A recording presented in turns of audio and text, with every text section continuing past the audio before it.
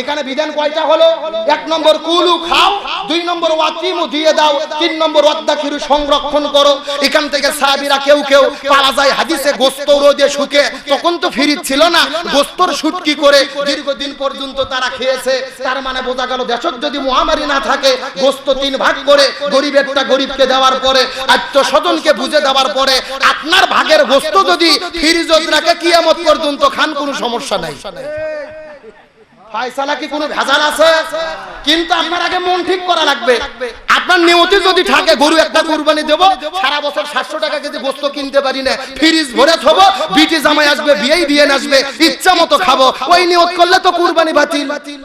তার কারণে আল্লাহর কোরআন বলেন লা ইয়ানালাল্লাহু লুহুমুহা ওয়ালা দিমাউহা ওয়ালাকিন ইয়ানালুহুত তাকওয়া মিনকুম কাযালিকা সাখখারাহা লাকুম লিতুকাব্বিরুল্লাহা আলা মা হাদাকুম ওয়া বাশশিরিল মুহসিনিন।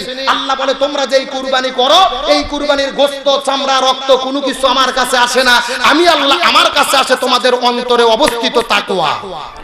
সুবহানাল্লাহ কোন? তার মানে আল্লাহ আপনার 2 লাখ টাকার গরু দেখবে না, আপনি 2 লাখ টাকা গরু দিয়েছেন মানুষকে দেখানোর জন্য, আর আপনার পাশে আব্দুল সলিম সে কুরবানি দিয়েছে 6000 টাকার একটা ভেড়া আল্লাহর সন্তুষ্টির জন্য। আল্লাহ বলতেছে 2 লাখ টাকার গরু লোক দেখানো, ওর কুরবানি বাতিল, 6000 টাকা ওই যে ভাবাচ্ছে যেই ভেড়া, ওর কুরবানি আল্লাহর কাছে কবুল। সুবহানাল্লাহ কোন? আজকে লোক দেখানো তো আমাদের জমিনের মধ্যে আছে না নাই? আজকে এমন লোক আছে কুরবানির হাটে গরু কিনতে যায়, গরু কেনার আগে সেলফি শুরু হয়। যেরকম কি একেবারে গরুর ঘাট ধরে সেলফি তুলতিছে, গরু বাড়িতে নিয়ে যে সেলফি তুলে বন্ধুদের পাঠিয়ে দিচ্ছে, কেউ আবার মাইরে দিচ্ছে। কুরবানি যে করবে, গরু জবা হচ্ছে, ও সেলফি তুলতিছে। এমন লোক আছে গরুর চামড়া ছিলতিছে, গরুর উপরে সেলফি তুলতিছে। তার মানে গরু কেনার থেকে শুরু করে খাওয়া পর্যন্ত, বাটা পর্যন্ত আর সেলফি শুধু চলতিছে, সেলফি আর সেলফি, খালি মোবাইল ধরে খালি বাজ দিচ্ছে। কথা কর না কে রে? ওর কুরবানি আল্লাহর দরবারে কবুল হবে? ও তো গরু কুরবানি করার আগে 6 লাখ লোক ফেসবুকে দেখাচ্ছে। কথা কর না কে? ওর কুরবানি তো মানুষকে দেখানোর জন্য, ওর কুরবানি আল্লাহর জন্য নয়। এই জন্য সাবধান, গরু যেটা কেনেন, পশু যেটা কেনেন, ফেসবুকে দেবেন না, সেলফি তুলবেন না। ঈদের দিনে জবে করার সময় সেলফি, গোশত বাটার সেলফি, রক্ত মাতানোর সেলফি। আবার কিছু যুবক গত বছর দেখলাম একটা করে আপনার টি-শার্ট বানাইছে, পেছনে লিখে দিয়েছে 1 দিনের কষাই। কয় দিনের কষাই? মানে ওরা নাকি 1 দিনের কষাই হয়েছে, ইচ্ছা মতো গোশত নিয়ে খেলাখেলি করতেছে। অনুভূতি আনার বিষয়, হযরত ইব্রাহিম আলাইহিস সালাম ইসমাঈলকে কুরবানি করেছে, ওই অনুভূতি নিয়ে যদি কেউ গরু কুরবানি করে, সেলফি তোলা তো দূরের কথা, চোখের কান্না বন্ধ করতে পারবে না। সুতরাং সেই অনুভূতিকে আমরা অন্তরে আনতে পেরেছি। এই জন্য বলে লোক দেখানোর জন্য সেলফির কোনো কাজ নাই, এগুলো কাজ করা যাবে না, এখান থেকে আমাদেরকে দূরে রাখতে হবে। আবার কুরবানির ঈদ যখন চলে আসে, আমরা কুরবানির দিনে এমন খাওয়া খাই, পেপসি 7 আপ না খেলে গরু গোশত হজম হয় না। কথা কর না কে? মানে ঈদের দিনে দেখবেন বিটির বাড়ি যাচ্ছে ভাত গোশত নিয়ে, 1 কেজি গোশত সাথে 2 লিটার একটা 7 আপ। আমার রাসূল বলেছেন খাও তোমরা পেটকে 3 ভাগ করে, 1 ভাগ খালি রাখো, 1 ভাগ খাও, আর 1 ভাগ পানি খাও। আর আমরা এমন মুসলমান, এমন খাওয়া খাই, 7 আপ না খেলে গোশত হজম হয় না। তারপরে দেখবেন সারা বছর যত রোগ না হয়, ডাক্তারের কাছে রোগী না যায়, কুরবানি ঈদের পরে রোগী ভিড় জমে যায় লাইন ধরে। তার মানে বোঝা গেল বেশি খাওয়ার জন্য রোগ চলে আসে না। আপনি অবশ্যই খাবেন, খেতে হবে রাসূলের সুন্নাত মতো। আর একটা কথা পরিষ্কার করে বলতে চাই, ঈদের দিনে 7 আপ খান, পেপসি খান, কোকা কোলা খান, এগুলো কোল্ড ড্রিঙ্কস, এগুলো কমল পানি, ও এগুলোর অবস্থা কি জানেন? ডাক্তাররা রিপোর্টে বলেছে বাংলাদেশের অধিকাংশ মানুষ যারা কিডনি নষ্ট হয়ে মারা যাচ্ছে, কিডনি ড্যামেজ হয়ে যাচ্ছে, এর অন্যতম কারণ হলো এই 7 আপ, পেপসি, কোকা কোলা, কোমল পানি খাওয়ার কারণে। এই জন্য সাবধান, ইচ্ছা মতো খায়া 7 আপ, কোকা কোলা, পেপসি খাবেন না। আরেকটা কারণ কি? আজকে ফিলিস্তিনে মুসলমানদের মারতেছে ইসরাইল। এই যে কোকা কোলা কার পণ্য? ইসরাইল। পেপসি কার পণ্য? ইসরাইল। 7 আপ কার পণ্য? ইসরাইল। আপনি গরু গোশত করে ঈদের গোশত খাচ্ছেন, গরুর গোশত, আর আপনি ইসরাইলের 7 আপ খেয়ে তাদের পকেটে টাকা তুলে দিচ্ছেন মুসলমানদের মারার জন্য। আপনি ঈদের অনুভূতি বুঝতে পারেন না। সুতরাং বেশি খাই এমন কোন কাজ জানা হয় আমাদের, এই জন্য আমাদেরকে সজাগ থাকতে হবে। আপনাদের কি কষ্ট হয়? রাগ করেন? আরে ভাই ওয়াজ তো বহু বক্তারই শুনছেন, বর্তমান প্রেক্ষাপটে আমুলের ওয়াজ করতেছি। জোরকান কিসের ওয়াজ? এই আমুল তো শুরু হবে এই যে 7 দিন পরে যখন ঈদ চলে আসবে। কথা বলেন ঠিক কিনা? আমার দিকে লক্ষ্য করেন, আলোচনাগুলো মাথায় রাখেন, জীবনে কাজ দিতে পারে এগুলো আমাদের জানা দরকার। সামনে আসতেছে ঈদুল আজহা, ঈদ আমরা কেমনে পেলাম? আজকে মুসলমানদের সন্তান মনে কষ্ট লাগে, ঈদের দিনে গরু জবে করে, ঈদুল ফিতরের দিনে ঈদের নামাজ পড়ার পরে ভটভটি ভ্যান ভাড়া করে, ডিজে পার্টি ভাড়া করে, মাইক আর বক্স লাগিয়ে দিয়ে ভটভটিতে ডিগ ডিগ বাজ দিয়ে মাটি কাপে ফেলে দিয়ে চলে যায়। এরা মুসলমানের সন্তান নাকি বান্দরের বাচ্চা, বোঝার বুদ্ধি নাই। কথা কন না কেন? ঈদ আমরা কেমনে পেলাম? যেদিন ইসমাইলকে জবে করে শহীদ হযরত ইব্রাহিম আলাইহিস সালাম কুরবানি করেছে ইসমাইলকে, ওই দিন আমরা করেছি কুরবানি। আর সেই দিনে গরু জবে করা বাদ দিয়ে আমরা ডিজে পার্টি ভাড়া করে, বক্স ভাড়া করে, নাচতে নাচতে পিকআপ ভ্যানে আমরা বক্সে নাচতে নাচতে রাস্তা দিয়ে চলে যাচ্ছি। এটা মুসলমানের কাজ হতে পারে না। মুসলমানদের ঈদের ইতিহাস কি? আমার নবীজি মক্কা থেকে মদিনায় হিজরত করার পরে দেখে ইহুদি খ্রিস্টান বৌদ্ধ নাসারারা প্রত্যেক বছরে হেমন্ত বসন্ততে কিছু উৎসব পালন করে, যে উৎসবের মধ্যে ঢোল তবলা গান বাজনা বাজানো হয়। সাহাবীরা জিজ্ঞেস করলেন, ইয়া রাসূলুল্লাহ, আমাদের কি কোনো উৎসব নেই? আল্লাহর পক্ষ থেকে জিবরাইল এসে বলে, ইয়া রাসূলুল্লাহ, মুসলমানদের জন্য উৎসব হলো দুইটা, একটা ঈদুল ফিতর আর একটা ঈদুল আজহা। সুবহানাল্লাহ কোন? তার মানে বোঝা গেল আল্লাহ মুসলমানদের ঈদ দিয়েছে ঢোল টপলা বন্ধ করার জন্য, গান বাজনা বন্ধ করার জন্য। আর আজকে যারা মুসলমানের সন্তান, এই যে ঈদুল আজহা ঈদুল ফিতরের দিনে ডিজে পার্টি ভাড়া করে ঢোল টপলা গান বাজনা করে, এরা কখনো মুসলমানের সন্তান হতে পারে না। এখন এগুলো বন্ধ করতে চাইলে আব্দুল সালাম যুক্তিবাদীর ওয়াজ দিয়ে বন্ধ হবে না, এই আমাদের বক্তাদের ওয়াজ দিয়ে বন্ধ হবে না। এই ডিজে পার্টি বন্ধ করতে গেলে ঈদের পরে 7 দিন প্রত্যেকটা মোড়ে মোড়ে সবাইকে হাতের মধ্যে লাঠি নিয়ে বসে থাকা লাগবে। এ কথা বল না কেন? সম্মিলিত প্রচেষ্টা ছাড়া এগুলো বন্ধ করা যাবে না। শোন, এগুলোর দিকে নয়, আলোচনা যেহেতু সংক্ষিপ্ত, আর 15-20 মিনিট টাইম আছে, আমি কথা বলি। ঈদ আমরা কেমনে পেলাম? হযরত ইব্রাহিম আলাইহিস সালাম, রাসূল বলেন সুন্নাত আবিকুম ইব্রাহিম আলাইহিস সালাম, কুরবানির ঈদ হলো ইব্রাহিম নবীর সুন্নাত। সুবহানাল্লাহ কোন? এই ইব্রাহিম নবী পৃথিবীতে এসেছেন, 1 নয় 2 নয়, তার জীবনে প্রায় 100টি পরীক্ষা নেওয়া হয়েছে। আর প্রত্যেকটা পরীক্ষার ভেতরে হযরত ইব্রাহিম আলাইহিস সালাম গোল্ডেন এ প্লাস পেয়ে পাস করেছে। একটু জোরে কোন না সুবহানাল্লাহ, আরো জোরে।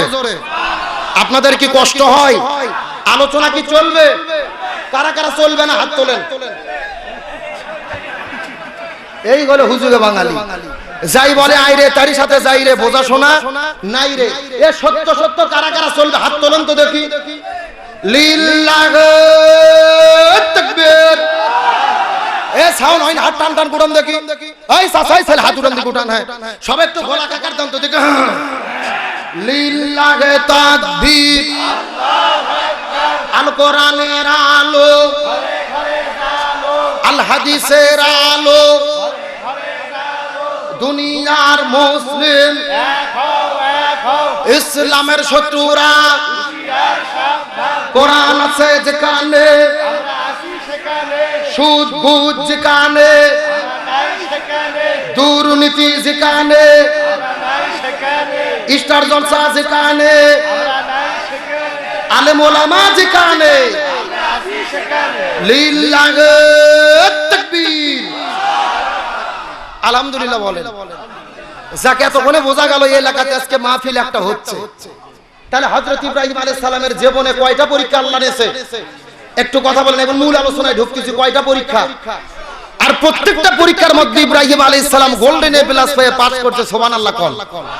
হযরত ইব্রাহিম আলাইহিস সালামের জন্মের আগে থেকে তার জীবনের পরীক্ষা শুরু হয়েছে। কখন থেকে? জন্মের আগে থেকে তাম পৃথিবীতে 4 জন শাসক শাসন কার্য পরিচালনা করেছে। তার মধ্যে 2 জন হলো কাফের আর 2 জন হলো মুসলমান। কাফেরের মধ্যে 2 জন, 1 নম্বর হলেন নমরুদ, 2 নম্বর বক্তে নসর। 2 জন মুসলমানদের মধ্যে 1 নম্বর হলেন বাদশা জুলকারনাইন, আর একজন হলেন বাদশা সুলাইমান। সুবহানাল্লাহ কোন? এই নমরুদ পুরো পৃথিবী শাসন কার্য পরিচালনা করেছে। চিৎকার করে বলেন, নমরুদ ভালো শাসক ছিল না খারাপ শাসক? আরো জোরে বলেন। আমার প্রিয় বন্ধুগণ, মুসলমান ভাইরা গভীর মনোযোগ। সময় যেহেতু কম, আমি আপনাদের মধ্যে ভূমিকা ছাড়া একটা মেসেজ দেওয়ার পরে বিদায় নিয়ে চলে যাওয়ার চেষ্টা করব। এই পৃথিবীর ভেতরে নমরুদ ছিল জালেম বাদশা। এই জালেম বাদশা রাজ্য পরিচালনা করার জন্য তার আশপাশের ভেতরে কিছু জ্যোতিষী মণ্ডলী ছিলেন। আকাশ গণনা করে করে, তারকা গণনা করে করে ভবিষ্যৎবাণী বলে দিত। সেই মতো নমরুদ তার জীবনের শাসন কার্য পরিচালনা করত। একদিন নমরুদ লক্ষ্য করে তাকে আশপাশের ভেতরে সমস্ত জ্যোতিষীগুলো মন খারাপ করে বসে আছে। নমরুদ ডাকতে বলে, জ্যোতিষী তোমাদের মন খারাপ করার কারণ কি? জ্যোতিষীরা ডাকতে বলে, যা বানা নমরুদ, আমাদের মন খারাপ করার কারণ হলো আমরা পূর্ব আকাশে লক্ষ্য করে দেখেছি, ওই পূর্ব আসমানের ভেতরে এমন কিছু তারকা দেখা যায় সেই তারকা পৃথিবীতে আমরা কোনোদিন দেখতে পারি নাই। এইটা দেখার পরে আমাদের মনটা বড় খারাপ হয়ে গেছে। নমরুদ বলে, আকাশের তারকা দিয়ে কি কাজ হবে জানতে চাই। জ্যোতিষীরা ডাকতে বলে, নমরুদ, এই আকাশের তারকা বলে দিতেছে আজ থেকে 3 দিনের ভেতরে কোন ছেলের ঔরস থেকে, স্বামীর ঔরস থেকে মায়ের গর্ভের মধ্যে একটা সন্তানের আগমন ঘটবে। ওই সন্তানের মাধ্যমে ওই লোকটা যখন পৃথিবীতে আগমন করবে, ওই সন্তানটা পৃথিবীতে আসার পরে দিনে দিনে যখন বড় হয়ে যাবে, ওই সন্তানের মাধ্যমে তোমার রাজত্ব ধ্বংস হয়ে যাবে। আজ থেকে 3 দিনের মধ্যে স্বামীর ঔরস থেকে মায়ের গর্ভে একটা সন্তান যাবে। ওই সন্তান পৃথিবীতে আসার পরে তার মাধ্যমে তোমার রাজত্ব ধ্বংস হবে। এখন বলেন তো দেখি, যুগে যুগে কোন জালেম বাদশা কি চায় তার ক্ষমতা যাক? এ জোরে বলেন যাক। ক্ষমতা পাওয়ার পরে তো মানুষের আরো বেড়ে থাকে না, ইচ্ছা মতো কাম করে। আসিলাম ধান হলেম খই, আরো ব্যান কতই হই। কথা কন না কেন? এইরকম একটা লোক ক্ষমতা পাওয়ার পরে ভাই 9 তালা বাসা করতে, জোরে কোন কয় তালা? আগে কিন্তু সিঁড়ি দিয়ে হেঁটে হেঁটে হেঁটে হেঁটে ওটা লাগতো, কিন্তু এখন কিসে ওঠে? এই লোকটা লিফটে 9 তলা তোটার পরে রাতের 9টার দিকে ল্যাপের মধ্যে কম্বলের মধ্যে শুয়ে থাকে, বলতিছে আমাকে এখান থেকে নামাই কি নামাই। এই কথা বলে রাত 9টার দিকে ল্যাপের মধ্যে শুইছে। কিন্তু গত 4 বছর আগে ফজর নামাজের আগে হালকা করে একটা ঝাঁকি হয়েছিল, ভাই মনে নাই আপনাদের? এমন একটা ঝাঁকি হয়েছে, ও ঘুমের থেকে লাফতে উঠে ঝাড়িয়ে দৌড়। ও নিচে যেয়ে দেখতেছে পরনত লুঙ্গি নাই। জোরে কোন কি নাই? মানে লুঙ্গি যার ল্যাপের মধ্যে পেঁয়াজ লাগিয়ে আছে আর মনেই নাই। আর পরনত লুঙ্গি না থাকলে তাকে কি বলে? ন্যাংটা। ন্যাংটা বগুড়ার ভাষায় কি বলে? ন্যাংটা। তার মানে বোঝা গেল যে আল্লাহ তাআলা 12 তালাতে উঠাতে পারে, আবার ওই আল্লাহ চাইলে ন্যাংটা করে ক্ষমতার থেকে নামাতে পারে। সুতরাং ক্ষমতা পাওয়ার পরে মনে করেন না মুই কি হুনুরে 21 সাল 41 সাল মৃত্যু পর্যন্ত ক্ষমতায় থাকবো, এমন কুপুরি কথা বলবেন না। এমন কথা যদি বলেন, আল্লাহ যদি বিদায় করতে চায়, আল্লাহ প্রয়োজনে আপনাদেরকে ন্যাংটা করে নামাবে, আল্লাহর 2 সেকেন্ডের সময় লাগবে না। এজন্য ক্ষমতার অহংকার করা যাবে। এখন নমরুদ বলতেছে ক্ষমতা তো ছাড়া যাবে না, এই চেয়ার আমি রক্ষা করতে চাই। তাহলে কি হলো? 3 দিনের মধ্যে যেহেতু মায়ের গর্ভে সন্তান আসবে, আমি আইন জারি করে দিলাম, আজ থেকে 3